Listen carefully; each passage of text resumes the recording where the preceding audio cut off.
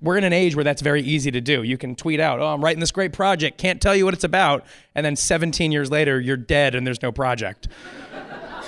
You don't know, or the next day, who knows? I wanna be a producer with a hit show on Broadway. You're listening to the Producer's Perspective Podcast with your host, Tony Award winner, Ken Davenport. Hey folks, begging your pardon. Excuse me, sorry to barge in. Now let's skip the tears and start on the whole, you know. That was That Whole Being Dead thing sung by none other than the star of Beetlejuice, Mr. Alex Brightman, who happens to be this week's very special guest on the Producer's Perspective podcast. Why is it a very special guest? Because this episode of the podcast was recorded live at BroadwayCon this year. That's right. I sat down with Alex in front of a live studio BroadwayCon audience. We talked about his 2 Tony nominations and his roles in Beetlejuice and School of Rock. And also we talked about him being a writer with his partner, Drew Gasparini. They've written new musicals such as The Whipping Boy, and it's kind of a funny story. So you're going to hear audience reaction in this podcast. It was super fun. Enjoy the podcast. Go to BroadwayCon next year so you can see content like this live and in person. And now let's hear a little more of that tune from Beetlejuice before we get to Alex Brightman live from BroadwayCon. Oh, in full disclosure, it's a show about death. Hi, everybody. My name is Ken Davenport. This is a live version of my podcast, the Producer's Perspective podcast, where I ask pillars in the industry like 2-time Tony nominee Alex Brightman. Yeah! It's a shame he's not talented, not funny, and has no energy whatsoever. It's a real shame. Yes. So I'm going to ask him questions that are from the producer's perspective, all about where he got, where he is. It's what I do on the podcast, but I'm going to start right in. So, Alex. Hey, Ken. Was there a moment in your life that you can look back, like the moment where you were like, that, I have to do that on stage? Was there that moment in your life? Yes. I think that it's more interesting to think about when you're younger, you don't know anything. Quite literally, like there was a moment where I had to figure out, this is a pen. And it's the first time I ever saw a pen. You know what I mean? Like you don't know what an apple is or what it tastes like until you eat it. So I think I'm always fascinated about that because there was a first time that I saw theater, like experienced the whole entirety of theaters. That was when I was 8 years old and I was at the Winter Garden Theater visiting my grandparents in New Jersey, took me down to New York City to see a Broadway show called Cats. And Never heard of it. Yeah. Never heard of it. It's based off of this movie that just came out. Did really well. And I saw the show, and I, quite frankly, don't remember. You're 8 years old, and it's so long ago, or perhaps I blocked it out. Who knows? And I remember sitting there at intermission, and before the show intermission, one of these times where the show wasn't happening, but it had happened, and I found myself just so. Whatever that feeling is, hair standing in the back of my head, chills, some type of feeling that I now can sort of point to as like you get that feeling when you know your life's in the right place, like when you know you're doing something right. And so that just felt right. And I didn't know what theater was, so I couldn't put a name to it. But when I was out of the theater and went back home to my grandparents' house, I was like, whatever that was, more of that. More of that. That's when you decided to be a dancer. That's right. That's when I decided to be a cat, a full-time cat. And I just wanted to have the experience of that, whatever that was. I just enjoyed everything about it, the lights, the darkness, the communal aspect of people getting together and then at some point becoming one audience. That to me is like a magic trick. When you can get hundreds and thousands of people to like shut up and then it also invoke similar reactions and connect without having to turn to each other. I just think there's something still I find fascinating and a bit miraculous about that. So that's only grown since I was 8. But that moment I remember very specifically, like, this is going to be something about who I am. That's what I love about the theater, actually. You can get 2,000 people a night of all different ages, races, genders, sex, all in one place and all just focused on one mission, one author's message. So what was the first, after that 8-year-old experience, what was the first experience on stage for you? I auditioned about a year later, this painstaking year, because I think there was a cutoff age-wise for the community theater in California where I'm from. I auditioned for the Children's Musical Theater of San Jose, which was, I didn't know then, was to become an enormous part of my life and development. And I auditioned for a production of The Christmas Carol as a musical, A Christmas Carol, excuse me. And I was about, 3 inches tall. And so I was like a shoo-in for Tiny Tim, which I played wonderfully. And as my parents like to say, I haven't grown since. But it was one of those theaters that cast everybody who auditioned. So, which just seems like one of those things where you're like, well, then great, how do you know who's talented? But what I find to be spectacular about that is that it shows you that theater is not about talent. Theater is about community.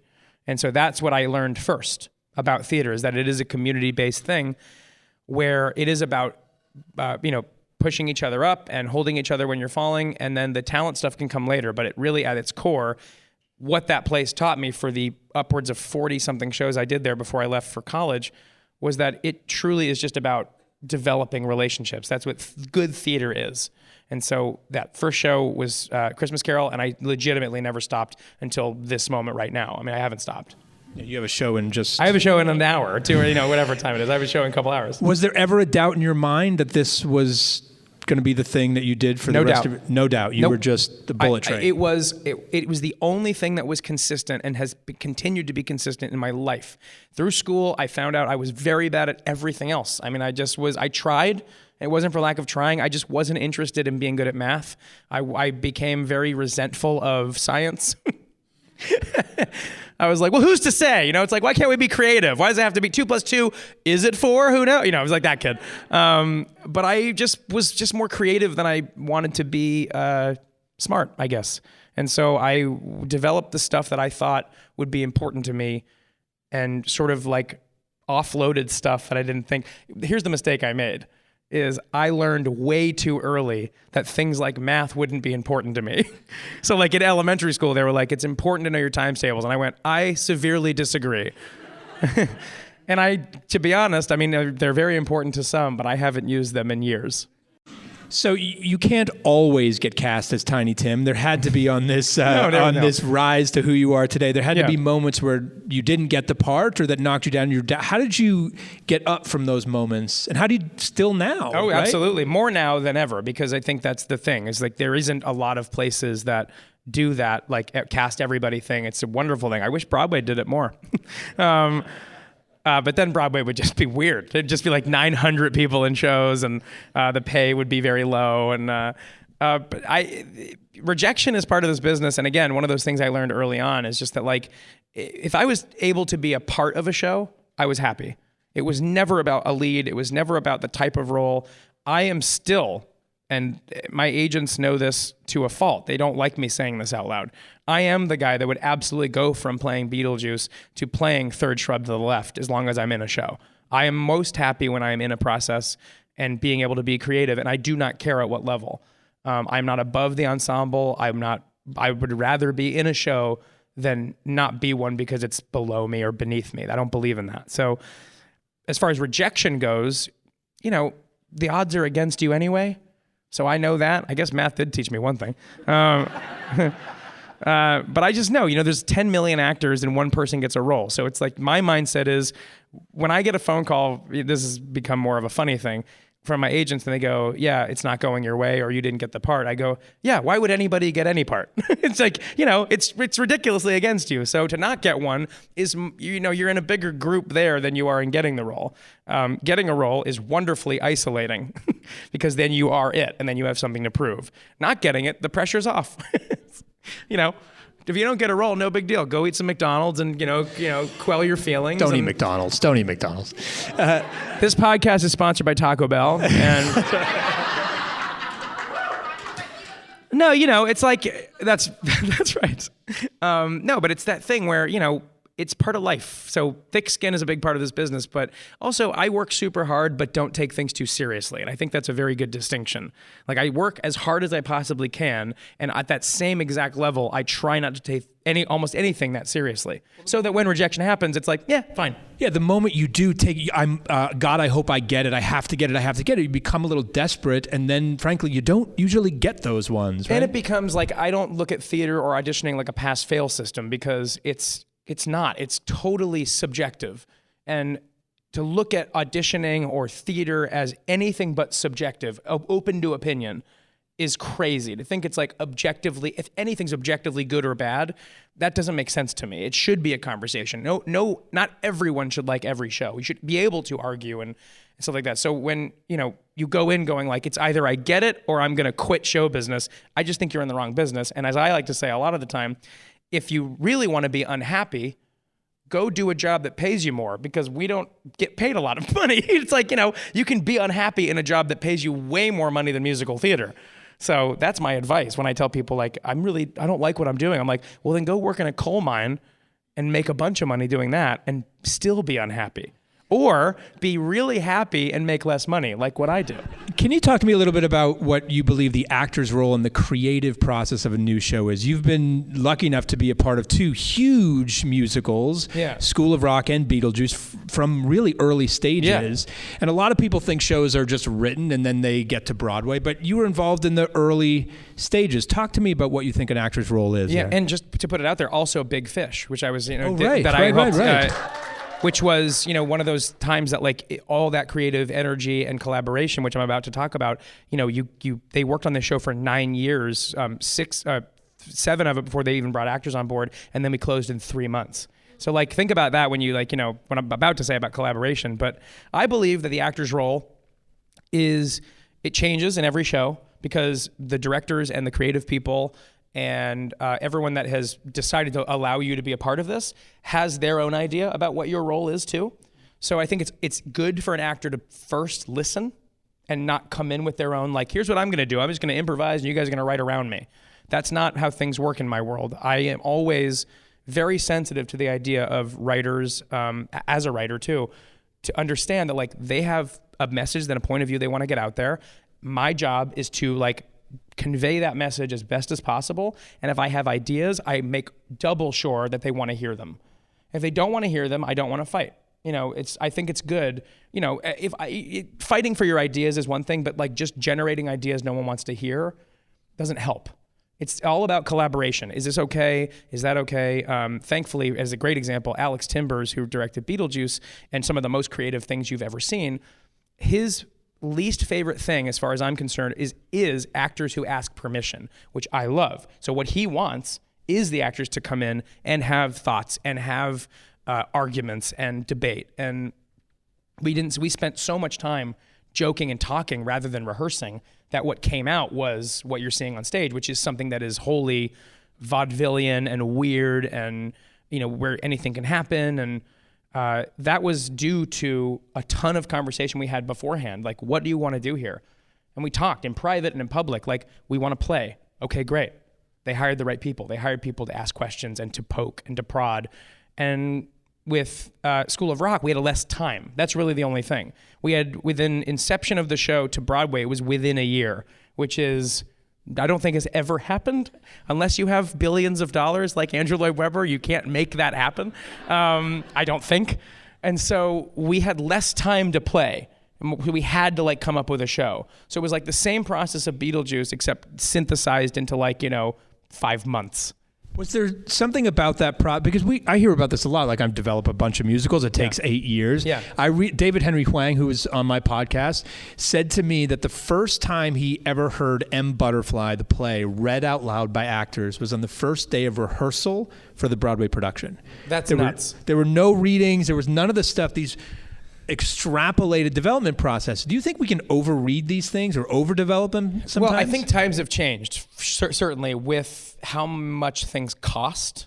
First of all, if we're talking things like the producer's perspective, it's like, from what I know about developing a musical, and the more and more I'm learning about developing even television stuff, is that producers in general and people that are financing a show now more than ever want to be assured as close to 100% as they can that this show is going to work. So that's why so many workshops, so many things get read. But I do think what suffers because of that is the material. I do think that, sometimes people write really good first drafts. But because of this now culture of we got to do a reading and then a 2-week workshop and then we're going to do a 4-week lab and then we're going to do a dancer's lab and the writers get in their own heads and go, is this show good anymore? And I think sometimes, I think Big Fish, I think we had just enough time to write the show worse than it already was. Like the show was in really good shape in Chicago, and Chris Jones, I think brilliantly said, from the Chicago Tribune said, the one mistake this show could make is to make too many changes before they put it on Broadway. And he was right. I think we just started to make these changes because we had the time, you know. And that's not a testament to anybody in any negative way. It's just the culture of theater. You are in a room all the time reading this material, and producers are at your, you know, that you're breathing down your neck to make it amazing. So amazing is a really hard bell to ring because it always changes. So I think that is a tough thing. But I think I would love it if we could hear things sooner, rather than having them read to the ground. That would be like my thing as a writer. Like I would love to hear, the minute I write something, I want to hear it. So I know it's right or wrong, rather than letting it marinate and going, oh, maybe it's not great. Well, you mentioned, when did you start writing? I had a big breakup. I like to bring it up because I think it's funny. Life changes will make your creative process wonderful. I want to put a date on it. 2012, 13, I started really actually putting my mind to writing things that I wanted to finish. I think every actor has some folder on their computer that says writing projects. And then it's just a page and a half of Jerry and Dan talking about the game they're going to. And you're like, and then it's over. And it's I'm not going to finish that project. But I really started trying to beginning, middle, and end things in around 2013. And I didn't know how to write. I knew how to act. So I've read scripts. I know what they look like. So I just read everything I possibly could on how to write and then ingested it and then tried to output. And it was bad, and then it was less bad, and then it was medium good, and then it got good. And then things went well. But I continue to work on it. I mean, writing, again, it's all subjective. Were you nervous about telling people that you now write? Yes. Yes, because the minute you tell somebody you're doing something, the next thing they want to know is, when can I see it? And so that actually ended up becoming a good thing for me, because I was I'm writing this thing, and then 2 weeks later, a friend of mine would go, where's that thing you're writing? And that puts a fire under your ass to actually go oh, accountability is a good thing for when you're a writer, because you're your own boss. And so deadlines don't necessarily matter if no one's paying you. So you wake up in the morning, I don't feel like writing, and then that happens 20 times in a row, and then you lose your project. So I set my mind to, the first thing I ever wrote was this musical I wrote with my writing partner, Drew Gasparini, who's just announced he's writing the Karate Kid musical, which is super cool. But I set deadlines for myself like I was being paid. I had 3 months before my next thing I knew I was doing. I sat at a Barnes & Noble for 5 hours a day with a computer open, tried to get the same spot every day. If some days there was 0 things that happened, and some days I picked my head up and it had been 5 hours and I had written 60 pages. So in 3 months, we wrote the first draft, terrible draft, vomited out, but it was finished. So we had something to work on. And I think that was where I learned about actual self-accountability. That's an amazing, there are so many things about that story that people take decades and decades to learn or get coached on. Yeah. This idea of paying yourself, yes. You would show, if you're the job you hate, right? You would show up tomorrow just because someone is paying you. Right. But something you dream about doing is very hard to show up for. So this idea of thinking like you're being paid, I know some people out there that actually pay themselves. They take a little money, they put it away, and they buy themselves something at the end of the week, at the end of the month when they finish the work. Going to the same. I'm one of those people. Going to the same place every day, having a little office, doing a little something, working regardless of what comes out.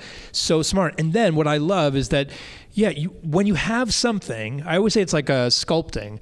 When you have a lump of clay in the middle of the room, it's much easier to shape that lump of clay into something good. But before you have a lump of clay, you can't do anything. And I say this a lot because I now have this sort of annoying thing that I do to people that are creative. Most recently was to Rob McClure. He had this idea to write this sort of adjacent Peter Pan novel about Smee, a sort of an origin story for Smee. Brilliant idea. And right it there. is. Brilliant. And the way he described it to me, and watching him describe it, his eyes would light up, and that's when you know something's right, when someone gets excited to talk about the thing they're doing. And I told him, the worst mistake you could have made was telling me this, because now I'm going to keep checking in on you about it. And he's constantly writing it, because what I like to say a lot of the time, and I said it to Rob, telling me about the thing that you're writing is just like a magician telling you about the magic trick they're going to do. It's much more impressive if you just do it. And I think that is something I've learned. It's you tell I'm doing all these cool projects, and and then 3 years later they go, where's that project? I'm still working on it, but it's great. And you're so you're never working on it. You just want to tell people you're doing something. We're in an age where that's very easy to do. You can tweet out, "Oh, I'm writing this great project. Can't tell you what it's about." And then 17 years later, you're dead and there's no project. That's something. You don't know, or the next day. Who knows? Yeah, I have a book called How to Mouths Agape. Yeah. It's true. Ideas actually, you can't even copyright an idea. Like That's legally, right. you can't copyright it. They're worth nothing until you put some pen to paper and get it done. And now I'm going to write a note to talk to Rob about that great idea. It's a great idea, truly. But it's also that, you can't, the idea, exactly right. You can't say, when I hate when people go, a TV show comes out or a musical happens and they go, "I had that idea." And I go, "You didn't." It's this Facebook thing. If you thought of Facebook, you would have invented Facebook. It's that great line, I think, from that movie, from the guy no one likes anymore, I guess. But but at the time, he was, I guess... He's listening, just sure, be careful. That's right. But it is a great line. It's like that, I imagine it's Aaron Sorkin's line, but it's a great line. If you had invented Facebook, you would have invented Facebook. You can say, "I had the idea," but until it's yours, it's not yours. It's about the doing rather than just Absolutely. the thinking. Yeah. You're about to perform in just a few minutes, actually. Yes. Do you get nervous before you go on stage? Hell yeah. Really? So today at Right 2:55, right now. Yeah. This is abnormal. Everyone here, it looks like you're all about to come fight me. You're all standing in the same direction. You're all standing, I'm outnumbered here in this way. And so this is super abnormal of a situation. This is not a thing. This is a construct that you were all agreed that you're facing this way and you have to be quiet. But at any time, you could just get up and charge the table. And you haven't, and that's great. But I've said this too, she's getting up to... I wish you could all see backstage at Beetlejuice in every show, but it's funny with Beetlejuice because it's such a crazy, funny show that everyone's backstage and we're just chit-chatting, whatever. We're all in costume and we're chatting right before the show starts. 1,500 people out in the audience who have expected a show that their friends told them about that we need to do perfectly and execute well. And everyone's backstage like, if you just saw us 5 minutes before the show, you would be like, "Are they even doing a show?" And then the moment, the smallest amount of time, the moment a stage manager goes, "Stand by," which means the show is about to start in legitimately 5 seconds, everyone goes like this. They'll be talking like this, and they go, and you just watch a wash of nerves over everybody. So I say that to comfort other actors who are like, "Oh, they must not get nervous." No, we're nervous all the time. It's just that's the real act, is that pretending not to be nervous your entire life. It's I'm sweating my, balls off up here, but I'm pretending to be calm. So this is the act. I'm really a serial killer. You've done a lot of new stuff. Yeah. Is there a classic role in musical theater that you want to do that I could revive? Yeah. Let's see. I was just going to say, I was trying to find who said that. He went there. Oh. I was going to make some sort of off-key joke about being like, "I'd love to play Harold Hill if they were ever doing a production sometime soon." No, they've had enough. Everyone leave them alone. They're not. They've done nothing to nobody except an entire company of people. But I don't know. I mean, not really. I mean, I'm not a big. I don't know. I like watching those musicals. I don't know if I'm built for those musicals. Maybe older plays. I know that I would love to do a production of the show Art. I would love to do. At some point to do a production of God of Carnage. It's just one of my favorite plays, and both by Yasmina Reza, I just realized. I don't know. More of I would perform more in something of a revival of a play than a musical. And quite frankly, because of Beetlejuice, I'm a little musicaled out. Because Beetlejuice is so much musical that I think the next thing needs to be me in a coma in a play where people talk about my character and I'm just in the coma the whole time, and then at the end I get to go, "I'm alive," and then the curtain drops, and that's my whole role. And I still get paid whatever I'm worth. You've done television stuff as well. What's the difference between performing on stage in front of 1,500 people and then in front of a camera? That's more money. More money. That's when I found my first ever television check. I was like, "Oh my God, I've been in the wrong business for 2 decades." An acting style? There certainly is. My wife, I'm quoting my wife right now. My wife is a casting director for television, and she talks about boxes. Every every medium in creative arts is just boxes. They're bigger and smaller boxes. So you perform for the box that you're in. So in the theater is a much bigger box. So you're performing for that space. On a movie, you're performing what you know is to be on a screen, which is a smaller but still big box. And for television, you are performing at your smallest. And Michael Caine teaches that, on camera, you just do nothing, which is like, sometimes you watch a TV show and you're like, wow, they really took his advice. They're not doing anything. But no, it is a muscle to stretch for sure for me because I'm broad in general. I mean, I'm just big and really? Haven't seen the opening number of Beetlejuice at all. Whatever. I'm never listening to this podcast. So it is, but I learned from Marcy Phillips, who's a casting director at ABC. She said, this is a muscle you're going to have to flex. It's taking everything that you do, not losing any of the personality you have to offer, and just synthesizing it and boiling it down to drops and not a flood. And I think that that's been very important. And also, again, quite frankly, the stuff I have done on television has been borderline broad stuff. Documentary now, and even on The Good Fight. Oh, thank you. Fans of cocaine. But for example, there's a movie's coming out, maybe I think this summer, that I did with Billy Crystal and Tiffany Haddish, and it's really funny, but it takes place in like an SNL type setting. So again, not much subtlety had to be used. So I am waiting for that role that like allows me to sort of be more vulnerable and dramatic, which is something I would die to do. I have sort of become a little bit more of the wild person on Broadway, but I have a sensitive side, you guys.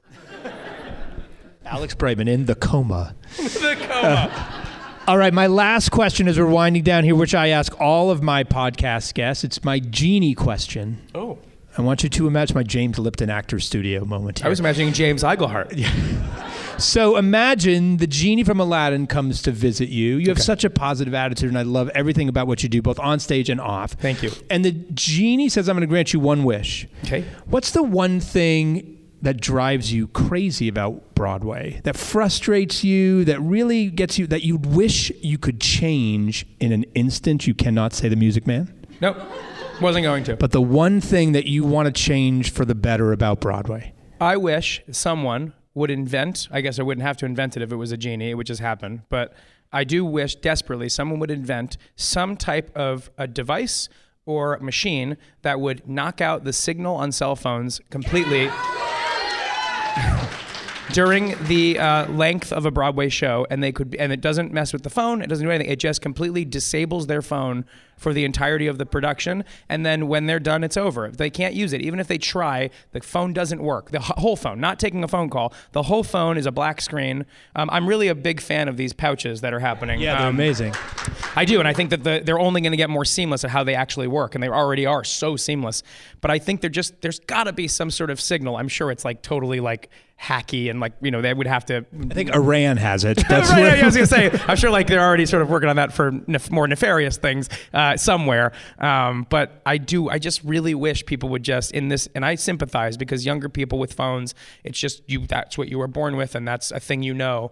And so I do sympathize with younger people who do want to capture everything as currency. But to know this, soul points mean more than sharing things. Like if you just can gather the memory of a show in your head is so much better than when you watch it back like 17 times. Because if you just remember the show as being good, that's all you need to remember. If you remember the show being good and then you watch it back 5 times and go, it was okay, you've ruined it for yourself, I think. I think whether you admit it or not, watching something back and back and back and back and back, it's not helpful and it's also not live. So I feel compelled a lot of the time to try and just spread that message of like, it's live theater. So please just like enjoy it live. Like there's plenty of things to enjoy on screen. There's way more than enough things to enjoy on screen. Don't give yourself the horrible opportunity to try and watch something that people have crafted for months and years and watch it on your phone like this with bad sound coming up because you dropped in a toilet once. That is absolutely not what we rehearsed for. It is absolutely not what we planned on doing it for. We want you to be there. And if my other wish that's adjacent to that is to make it more affordable. I know that's a big thing for people, and I get it. And I am not in charge of ticket prices. If I was, they'd all be free, but then I wouldn't be paid. So, it's a cycle. But I do hope in the future there is some sort of middle ground we can all reach so that people don't feel the need to reach for their phones all the goddamn time. So yeah, that's it. My genie wish would be no phones in theaters. I love this idea of just the memory of it being more powerful than anything you can watch live. It's always going to be better in your head, always, and let it be. Just to bring it full circle, that's what inspired the memory of seeing Cats when you were 8 years old. Going home was what inspired you to do everything that you did to literally be here today. That's right. And if it has not that, were it not for that memory, I would not be anywhere. Oh God. See how I set him up for that? I forgot where I was for 1 second. You reminded me that I was at BroadwayCon. Thank you, everybody. See the movie of Cats. Yeah. Go see the movie of Cats. Go see. No, but that's it. I do think that is exactly right. That whole thing is just why people do what they do, is because they had some sort of held on to memory of something that is important to them, and that's kind of fundamentally makes them who they are. So if it was ruined by a cell phone, I might be, a construction worker at this point, and there's nothing wrong with that. I'd be the funniest, best singing construction worker you've ever heard in your life, who could do a really good Beetlejuice voice. Well, I'm so thankful for Cats because it brought you here today. Thank you so much to Thanks, Alex Brightman, everybody. Thank you, Ken. Thanks to all of you for coming. Thanks to Broadway Podcast Network and for BroadwayCon for having us. Listen to theproducersperspective.com, and we'll see you there next time. Bye-bye. All right, bye-bye. Thanks so much to Alex for hanging out with me at BroadwayCon this year, and thanks to BroadwayCon for having us. If you're excited about this new, very special season of the Producer's Perspective podcast, please do me a favor. Give us a big old fat juicy kiss review on Apple Podcast. Helps other theater makers and theater fans like you find these conversations and enjoy them. If you're looking for more theater podcasts like this and even better ones, check out Broadway Podcast Network. It's the brand new community and platform for Broadway-themed podcasts and all sorts of other online content. To find more about me and learn about all my projects, Broadway and beyond, you can follow me on Instagram at Ken Davenport Bway, or check out my blog. Sign up at theproducersperspective.com. And now, drum roll, please. This week's hashtag songwriter of the week is Sam Salmond. Check out his song, Keep On Fighting, from his musical called The Homefront. Listen to it, and then for more information, check out his website, Sam Salmond, SamSalmond.com, or at Sam Salmond on Instagram. Support new writers. All you have to do is just listen to them. That is support enough, and then share it. We'll see you next week on the Producer's Perspective podcast. So remember when it feels like they've torn us apart. We're meant to keep on. Where we end up's where the next people start. We're meant to keep on. When we feel broken.